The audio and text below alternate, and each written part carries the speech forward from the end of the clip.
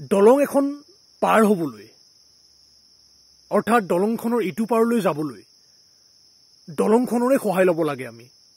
যদিও দলংখনে এক সীমালৈকেহে সেই ক্ষেত্ৰত সহায় কৰিব পাৰে। দলংখনৰ সীমাবদ্ধতা আছে।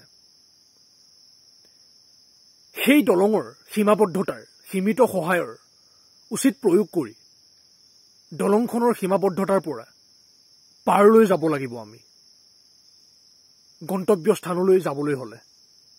তাকেই নকৰি আমি যদি দলংখনৰ পৰা সহায় পাইছোঁ বুলি ভাবি দলংখনকেই গন্তব্য স্থান বুলি গণ্য কৰি লওঁ আৰু তাতেই লাগি ধৰোঁ, আমি ইপাৰলৈ যোৱাই নহ'ব, প্ৰকৃত গন্তব্য স্থানলৈ যোৱাই নহ'ব, দলঙৰ সীমাবদ্ধতাতেই লাগি ধৰিম।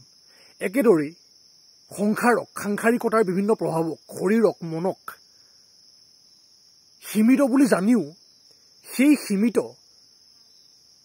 অৱয়ৱবোৰৰ পৰাই সীমিত সহায় লৈ ক্ৰমান্বয়ে সেইবোৰৰ সীমাবদ্ধতাৰ পৰা ব্যাপকতাৰ দিশে গতি কৰিব লাগিব আমি, সত্যৰ দিশে গতি কৰিবলৈ, সত্যস্থ হ'বলৈ। তাকেই নকৰি আমি যদি সাংসাৰিকতাৰ প্ৰভাৱ, শৰীৰ, মন ইত্যাদিৰ দৰে সীমাবদ্ধ তত্ত্বকেই নিজৰ প্ৰকৃত গন্তব্যস্থল বুলি গণ্য কৰি সেইবোৰকেই পৰম সত্য বুলি গণ্য কৰি তাতেই লাগি ধৰোঁ, আমি সীমাবদ্ধতাতেই সোমাই থাকিম, সীমিতয়ে হৈ থাকিম।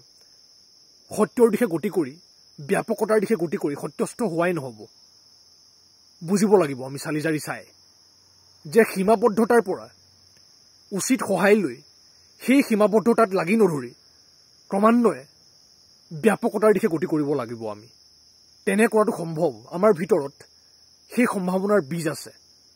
সেই বীজৰ প্ৰতি উচিত সন্মান প্ৰদৰ্শন কৰি আমি সীমিতৰ পৰা উচিত সহায় লৈ সেই সীমাবদ্ধতাৰ জৰিয়তেই ক্ৰমান্বয়ে অসীমৰ দিশে যাত্ৰা কৰিব লাগিব, ব্যাপকতাৰ দিশে যাত্ৰা কৰিব লাগিব, সত্যৰ দিশে যাত্ৰা কৰিব লাগিব।